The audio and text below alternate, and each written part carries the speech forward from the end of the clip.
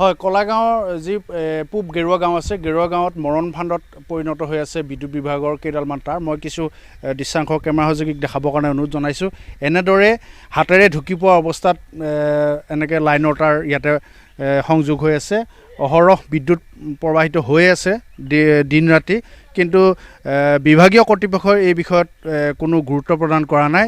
কিন্তু তেখেতসকল আহিছে, খবৰ লৈছে, কিন্তু এই বিষয়ৰ ওপৰত কোনো গুৰুত্ব দিয়া নাই। ৰাইজৰ মতামত আছে, ৰাইজৰ মতামত মই জানিব চেষ্টা কৰিম। কি ক'ব দাদা, আপোনালোকে যিহেতু বিভাগক এই বিষয়ে অৱগত কৰিছে, আজিলৈকে এনেকৈ পৰি আছে? না, তেওঁলোকে ধৰক ইয়াতে কামো কৰি আছে, তেওঁলোকে মানে তেতিয়া মানে চায়ো গৈছে যে একদম ঘৰত লাগু লাগু হৈ আছে, কিন্তু তেওঁলোকে মানে সেইটো মানে একটু গুৰুত্ব দিয়া নাই।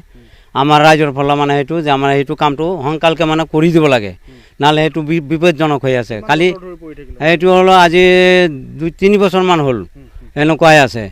আৰু বিশেষকৈ ধৰক আমাৰ ইয়াতে খুঁটাগিলা দিছে, বহুত মানে পাতলকৈ খুঁটাগিলা দিছে, সেইকাৰণে তাৰকেইটা মানে একদম নিচত পৰি আছে। কিন্তু আকৌ এইটো খুঁটিৰ ব্যৱস্থাও কৰি দিব লাগে, যে খুঁটিৰ ব্যৱস্থা, খুঁটিকেইটা অলপ ঘন হ'লে মানে তাৰখিনি ধৰক ওপৰত উঠি যাব। কিন্তু তেওঁলোকে মানে এই খুঁটি কমকৈ দি পেলাই কামখিনি কৰি থৈ গ'ল। এতিয়া মানে এতিয়া বিপদজনক হৈ আছে, এতিয়া মানে তেওঁলোকে কোনো গুৰুত্ব দিয়া নাই। হ্যাঁ, ৰাজহুৱা হিচাপে জনোৱা হৈছিল, আৰু তেওঁলোকে তাতে কামো কৰি গৈছে। কাম কৰি যাওঁতে চায়ো গৈছে যে এনেকুৱা বিপদজনক। আজি হ'ল 2 মাহমান হ'ল।